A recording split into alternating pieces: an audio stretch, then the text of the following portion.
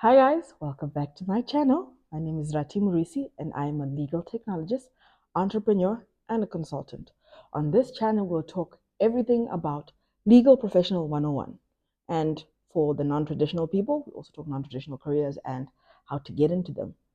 So let's get into it. Today, we are talking about networking. We have our trusty little notebook, and we are talking about networking hacks for legal professionals, why it's important, why you need to do it, and how to eat the frog, as they like to say. So today, we're going to be talking about all those little nitty gritties, and I'm going to talk about 5 hacks that will help you hack the networking thing. Because, guys, networking is awkward. It's not for everyone, and everyone struggles. But unfortunately, everyone has to do it to get ahead, to build that career that will be flexible and it will do what you want it to do. So, networking helps you put your career into your hands. So, let's talk about it and let's see what are the 5 hacks that can help you become a networking guru. Let's get into it. Oh, by the way, have you subscribed? What are you doing? As we go through the intro, I'm giving you time to subscribe. Let's get into it.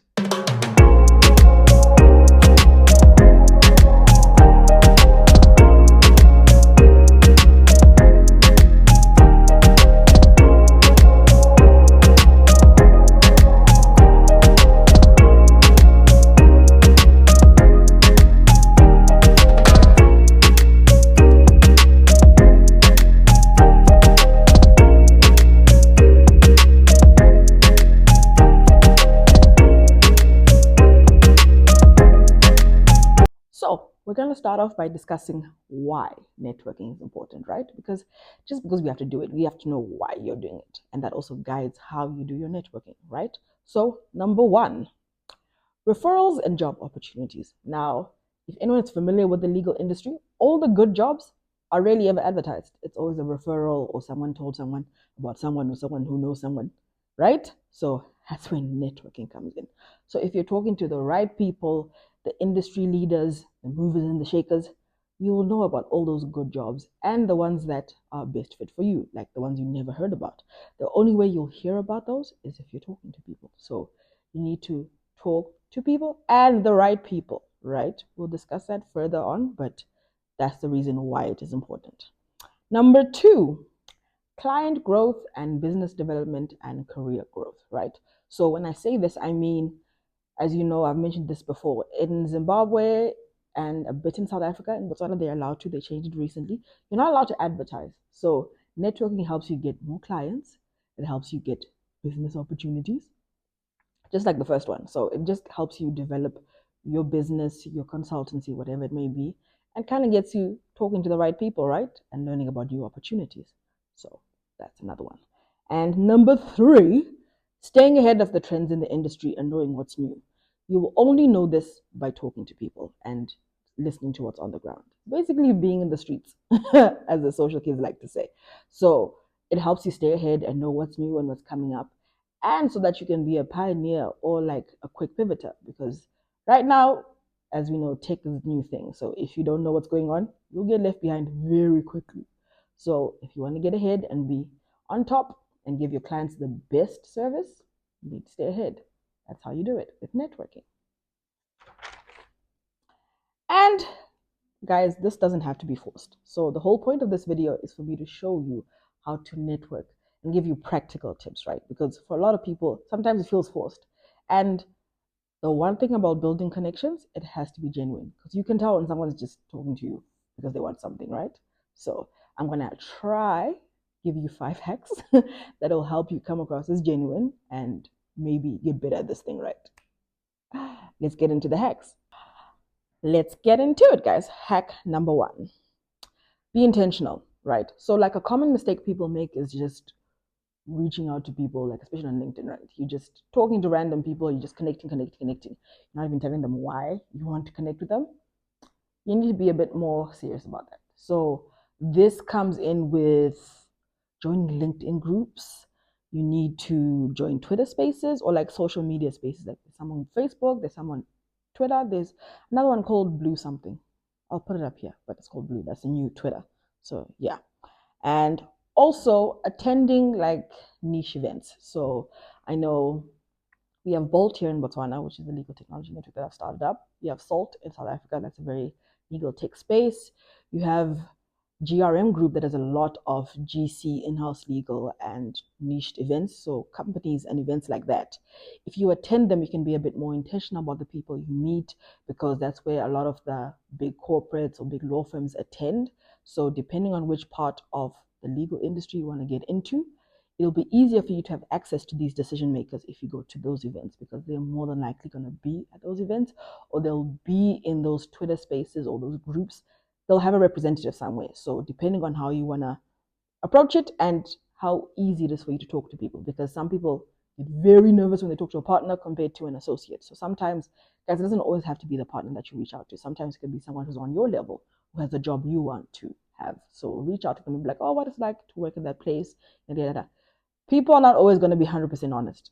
Be prepared for that. But like, it's a sum of things. So you talk to various people who are in that role, but different companies, and you kind of get the average, right?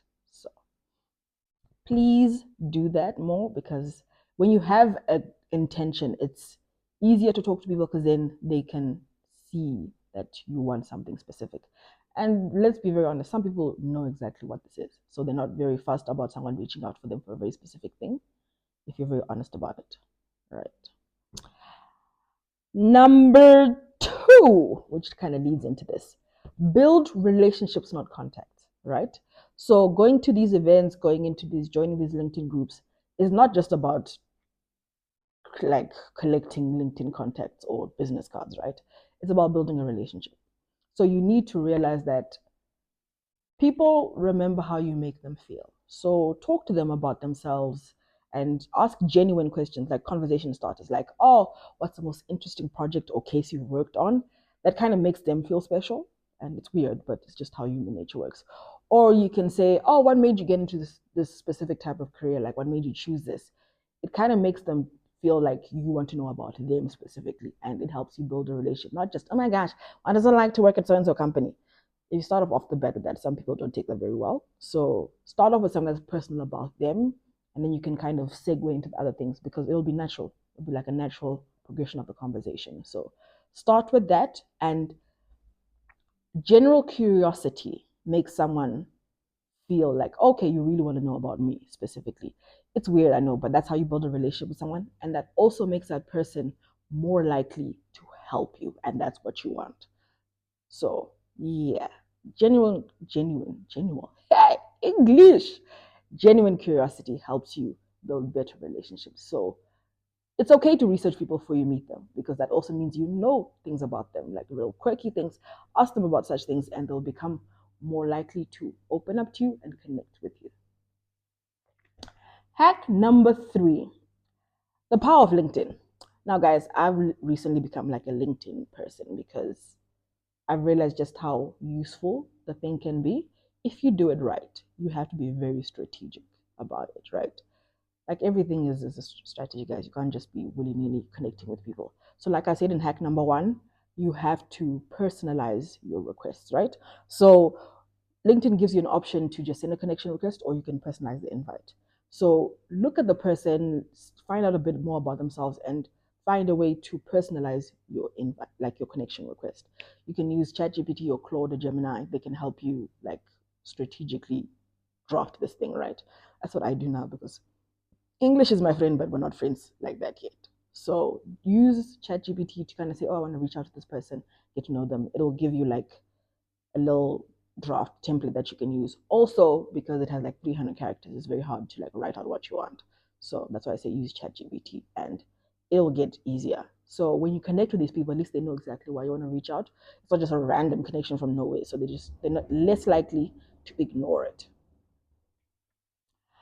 Number 2 is engage first. So before you just reach out, send a connection request, engage with that person's content somewhere, somehow, so that they just don't see you. They've seen your name before. They're not just seeing it for the first time as a connection request. So engage with their content, be it something that they posted or anything, right? So that you seem familiar, and do it like a few times. Don't just engage once or twice, like 3 or 4 times before you connect with someone. engage with their content for like 3-4 days first, because sometimes even just that engagement makes them reach out to you. So engage with their content and get to know them a bit better before you send them a personalized request, because also then you know why you're reaching out to them. You're not just connecting them to have them in your connection request, right?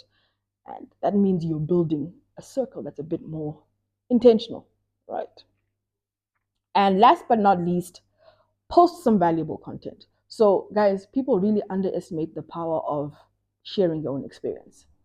Yeah, sometimes it seems braggy, but like I said, if you feel like it's too much, use ChatGPT or Claude or Gemini to help you make it sound a bit more palatable, you know? But even like a humble brag or whatever, share your own personal experiences, but link them to what you want to gain, right? So, like, I can talk about, oh my gosh, I was struggling so much with my professional exams, but I want to show resilience and that I can work hard and I'll keep going. So you kind of, I tailored it to that. Like it took me 5 years to get my conversions done, but I did it. And whilst I was doing that, I gained so much more experience. And it makes people see like, oh, okay, so you're patient, you're willing to work on something. If it's not working, you'll find a way until you get it right. So you see what I mean? So post content, share your experiences, sometimes even just resharing like all the industry leaders as well, makes people see that you are up to date with what's happening in the industry, you know? So then you're likely to be a good contact to have. So, yes, guys, LinkedIn is very powerful and can be very useful. Number 4, the hidden power of follow ups. Now, this one I really underestimated until last year. Networking doesn't stop at that event or when you meet that person, wherever it is that you met them. Keep following up with that person, because then that keeps the conversation going and someone won't forget you, if that makes sense, because people are busy, especially the big important people. They can get busy. So if you follow up with them, at least you keep being something in the back of their mind that, oh my gosh, there's this person who's looking for a job and they said so and so and so. And that means they're more likely to refer you to that job that you want or that connection that you want. So just keep being there, right? And that means the conversation keeps going and you'll keep talking, and it means you're going to be consistent. And hack number 5, make networking a habit. So you need to do this consistently. So it means maybe finding a monthly meetup or a quarterly meetup. Start small, because not everyone is very good at this consistency thing, or peopling in general. Like I have a very tricky social battery, so I have to be very smart about my events. So I actually have an events calendar. That might be too much for other people, but I have an events calendar. So I know like this quarter I'm attending these webinars, this events, in person, online, you know, and do what works for you. You don't always have to go to in-person events, because sometimes being around that many people can be very overwhelming. So balance it out, find whatever your cute little balance is and do that. Now, this means you can keep consistent, and consistency is very important with networking, because that means you keep in touch with your contacts and they keep remembering you. So this can look different with who this is to you. So like with me, all my key contacts and the very important people in my network, I have like either monthly check-ins or like quarterly check-ins that we have, just to keep in touch and be like, oh, are you doing anything interesting? Like, is there anything we could work on together? Do you need any help from me? Like, or any referrals? That kind of thing. That keeps the relationship flowing, and it's coming from both ways. And a lot of business people do this because that's how jobs come up, opportunities come up, and collaborations come up. So this is a good thing also to keep going. And number 3, be a connector. I guess that comes from that. So sometimes you can't gain anything personally from that person, but you can connect them to someone that could really help them, or, do a job that they need to get done. And by doing this, someone will feel indebted to you, weirdly enough. Like, it's one of those weird things. So if you become a connector, people are more likely to speak to you more often, or talk to you, or be inclined to help you, because, oh, every time I need help with something, like I can call you and you know exactly who I need to talk to. It might not be you, or it might be you, but you kind of get me where I need to go. So being that person also is a form of networking, and it's what they call social capital. So when you have social capital, you can be a very powerful person, because that means people are more likely to help you get into the rooms that you want to get into. So use that to your advantage. And it gets easier, guys. And thank God for ChatGPT that can help you write these things. And kind of formulate a strategy or a plan, like ask ChatGPT, prompt it to help you say, oh, this is the kind of personality I have. What is your best suggestions for the way I can network, And it'll help you along. But you have to stay consistent with it. But remember, consistency is whatever you make it. So it can be once a week, once a month, once a quarter. Keep doing that. And also, set a goal to connect with a new person, maybe once a month, once a week, once every 2 weeks. But do that, and it becomes easier for you to become consistent with it, because you'll also grow a very solid network, and you also have to research these people. So I'm always talking about research, guys, and I'm just like, oh guys, I'm gonna grow a research on my on my forehead. But keep doing it, and this will help you grow your network organically as well, because once you reach out to certain people, there are also other people who just automatically follow, because they're like, oh, you connected with so and so, means you must be important, or you must know something that I need to know. So contacting or connecting with certain network industry leaders will always lead you to other people that you need to know. Some people are not directly in the spotlight, but they're also very neat to know. So once you're consistent with that, or consistently looking at people and networking, you then learn all these little small hints and hacks and trips, and it gets better and it gets easier. So guys, let's recap. So let's have a recap of our 5 hacks. Number 1, be intentional. Number 2, build relationships, not collecting contacts like baseball cards. Number 3, use LinkedIn strategically. Don't just random connect with people. Be intentional and strategic. Number 4, always follow up, because that's how you keep the conversation going and you strengthen the relationship. And number 5, make it a habit. That way it will become something easier to you, and you nurture the skill and grow the skill, and obviously you become better at it. Now, I want to hear from you guys. What is the networking thing that you struggle with, specifically? Is it just peopling in general, or finding out who those people are, connecting with the right people, who the industry leaders are in your world? Let me know, so maybe I can help you along with it, or people in the comments can give you little hacks, hints, and tips on how to get better at this networking thing. I'm a people person, but I also have a very tricky social battery the older I've gotten. So I've become way more intentional and way more strategic about it. So I am very organized, borderline OCD about my networking. So that might not be for everyone. Some people are just natural talkers. They can just get into a room and everything goes. So find out what kind of personality you are, and that way you can find out what kind of networker you are, because that will help you greatly along the way. But we need to get that networking skill on 100, so we can be those boss babes and those boss legal professionals or entrepreneurs or consultants and make that money. So thank you guys for being with me today and talking about this, and I'll see you in the next video.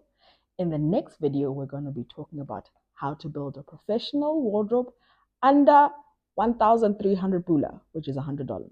But I had to say 1,300 because we're talking about B-Dub here. And I'm going to give you guys stores to go to, online and local, and we're going to be talking about looking stylish and looking good on a budget, of course. So I'll see you guys in the next video. Bye. And don't forget to like, comment, and subscribe.